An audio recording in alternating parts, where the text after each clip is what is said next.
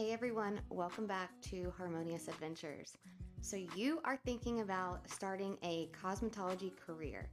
I created this video to walk you guys through getting started. Is this career really right for you? What you need to know about cosmetology school. So, jump on in to this video with me, like and subscribe for more of these videos. And for those of you who are new to the channel, welcome.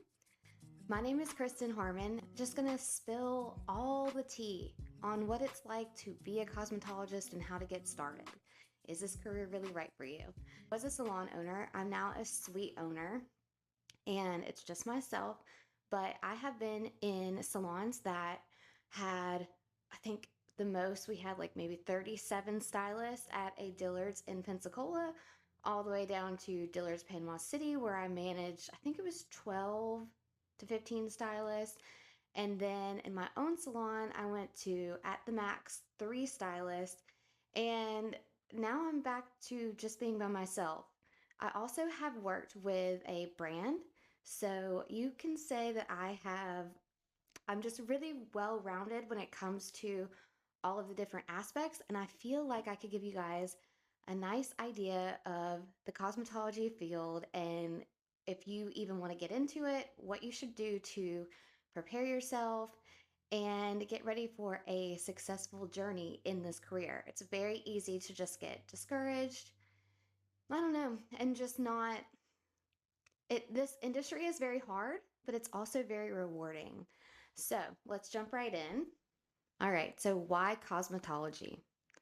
Are you getting into this field because you just like community and you like to talk and be with other people?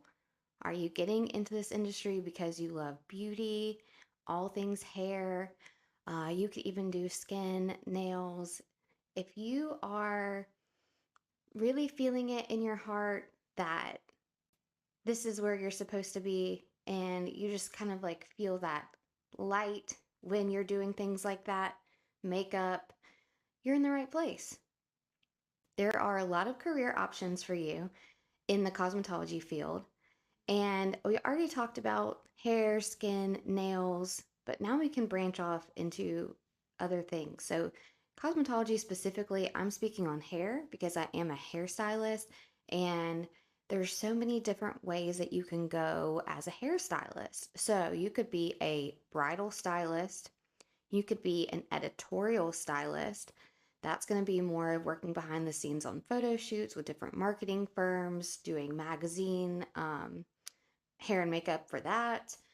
You could do just be a colorist, and then within colorist, you could break down into you want to do vivids, or you want to do natural hair placement, or you just want to do like new growth root touch ups. There's so many different options.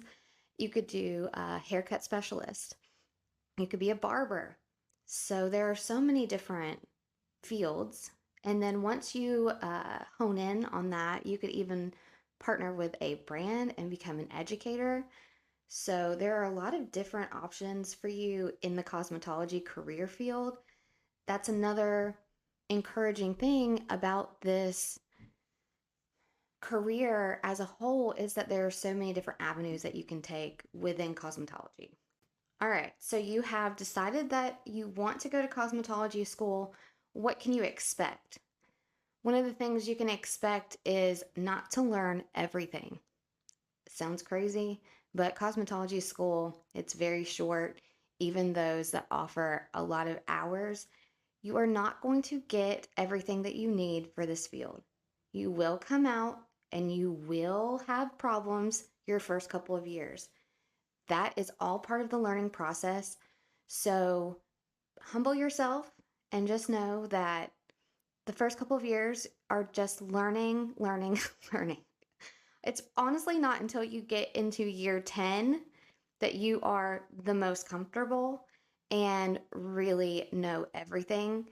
One thing that's great about this day and age is we do have a lot of social media education for free. So you will get more education, but until you get that particular person in your chair where things go haywire and you have to figure it out, You're not going to know, and it's just part of the process. So don't sweat it that you're not going to learn everything in cosmetology school. Now, I will say, you're also not going to learn the business side of things. So they're not going to tell you how to pick a salon. And if they do, it's going to be skimmed over. It's going to be talked about maybe for an hour in the entire program. So I'm going to do a special video on you've graduated and what to do now. So look for that coming up soon. But I do think that it's very important for you guys to understand that you have to take your own initiative and really learn the business side of things before you get out of school. I highly recommend finding a good commission salon when you're first getting started, or doing some kind of apprenticeship with somebody who is specializing in whatever you want to specialize in, so that you really learn, you can see them how they handle different challenges, because every single day there is a challenge in a salon. So somebody's hair doesn't lift like it's supposed to, somebody's hair is a little bit more coarse, a little bit more fine. Um, just daily challenges that you can really learn on how other people around you in the salon handle that, or how your teacher, whoever you're apprenticing, handles that. So that's one thing to learn, and to just know that in cosmetology school, you are not going to learn everything. You are going to learn the book work, and you will have to have certain services. So you will work on people, but it's just not the same when you're out of school and you don't have your teacher kind of over your shoulder telling you what to do. Supplies. So most of the time, your school is going to give you a toolkit, but those toolkits are the cheapest products. They'll get you through school, but as you're going through cosmetology school, if you have Christmases, birthdays, you want to ask your family to purchase big items for you, or at least start to purchase gift cards so that you can get better tools, so that when you come out of the salon, you're more successful. Usually, your hair shears are like the cheapest. Your blow dryer is normally the cheapest. It's like hot tools. It's they're still, they work, okay, but you want to get yourself some more professional tools before you get out on the floor. So you'll want to kind of slowly, as you're going through cosmetology school, build that new toolkit up. Don't use it in the classroom, but have it so that when you graduate, you do have that to take with you. Another thing that you will want to look into is working at a front desk while you're going through cosmetology school. So, a salon front desk gives you more hands on. You're watching the stylist, like I said, learn how they are maneuvering with the clients, how they are mixing color. A lot of times, the stylist won't mind saying, hey, come back here to the back. Let me show you why I'm mixing this color. And you end up learning hands on kind of that thing. And then also, you learn all about booking, you learn about retail. And as you get out of school, one of the biggest things that you'll learn is you want to focus on retail just as much as you do your hair services, because if you're creating this beautiful canvas on a client, you want them to be able to maintain that at home and keep their color looking nice and bright, because their hair is your artwork walking around. So you want to be able to send them home with the right product so that they can recreate that look at home. So working behind a front desk is a great option for you, because you learn how to sell retail, and you learn about the products, you learn about the booking system, and then also, like I said, get kind of those behind the scenes with stylists that are working in the salon, kind of like you get to learn about formulations maybe before you even were learning about color in your cosmetology program. So I do want to just touch really quick on state board prep. It differs with every state, but I will say you don't want to overstress yourself, and you want to take the test almost immediately out of after getting out of school. So I went to a private school. One of the things that they did is they gave me kind of a state exam on my last day of cosmetology school. And if I passed that, then they gave me my hours. So I felt like that really prepped me to be able to take that test immediately. So once they gave me my hours, I submitted it to state. I want to say within 2 weeks, I was able to take the state test and I passed. You want to have that information just like fresh on your brain and go and take the test. That's the biggest tip for me. And you don't want to like overthink it, right? So, some of the common struggles that I see a lot are burnout. Don't, okay, so when I went to a private school, they allowed me to do as many hours as I wanted in the week. So, I went Monday through Saturday, worked the whole time. It was like 8 to 5, I think I could be there. Excuse me.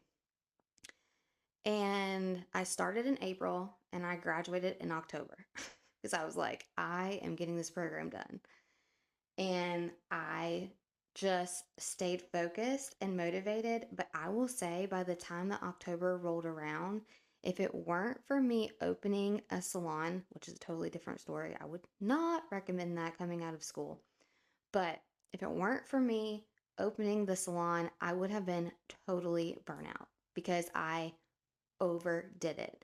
So take your time, get into a cosmetology school that you're not trying to get out of. I had a terrible instructor, and there was so much drama at the school that I was trying to get out, but burnout can happen. The other thing is in school, they don't mean to, but you will be pitted against each other. It will be who learns this haircut the quickest, who learns to do this particular hair color or blowout the quickest. And you might not want to be that way, but it's just inherently, it just happens in cosmetology school. So if you can try and stay focused on not, what am I trying to say? If you can just stay focused on not comparing yourself, you'll have a lot of success. And just know that there were times that it took me a really long time to get certain things, and they are some of the best services that I offer now. So just because it takes time for you to learn a certain um, perm or a certain color or whatever, just know that you'll get it and don't compare yourself to others. There's also really long hours at the beginning. And I know that a lot of fresh out of school cosmetology students don't believe in working Saturdays or working nights. But if you want to be successful, putting in those long hours, both in school and right when you get out of school, is going to be the most important because you really will get clients that appreciate you and they're thankful that you came in at a time to cater to them. And eventually, over time, when you do get so booked that you can scale your hours back, they will make accommodations for you. So just keep that in mind. You really have to know that the first couple of years to build your books, you have to work nights and weekends. And I know that we're in, like I said, this new age where everybody thinks that they don't have to do it. But if you want to be successful, I highly recommend doing that, especially in today's times when the market is pretty oversaturated. People feel like they're not getting the value for what they're paying for hair. Keep that in mind. That's how you'll build your whole portfolio of clients. So we spoke a little bit about going and testing and what happens after you test. So you pass your test, and then it takes, now I am in Florida, so everything that I'm telling you is Florida based. It takes almost a month sometimes for you to get your actual license in the mail. However, when you pass that state board test, they gave me a printout, which was a temporary license. It meant that that day I could go and do hair. So it varies with every state, but I did have that temporary license. So once you are licensed, you are able to really pick what you want to hone in on and your niche. What's great about this day and age is that there are so many different salons. If you want to, like I said, work on natural lived in color, You're going to want to pick a salon that has that vibe. You want to apprentice under somebody who has that vibe. If you want to be a barber, you're going to go look at barber shops. You want to apprentice under somebody or work in a salon or shop that is going to specialize in what you want to specialize in.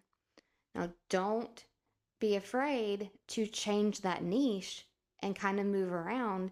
You may start to do natural lived in color and decide, oh my gosh, I love vivid hair color more, and then switch to a salon or an environment that has more vibrant, vivid hair color.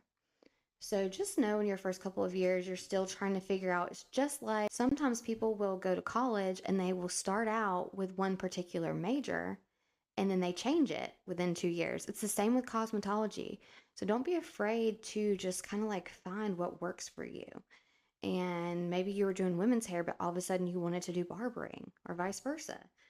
The options are limitless. So once you have your cosmetology license, you really can go out and do everything that you want. The only thing that I personally am advocating for is that brands stop doing brand deals and education with stylists who have less than 5 years experience behind the chair. I'm seeing more and more of that, and it is discouraging that we have brands who have educators out there teaching and they don't have a lot of experience behind the chair.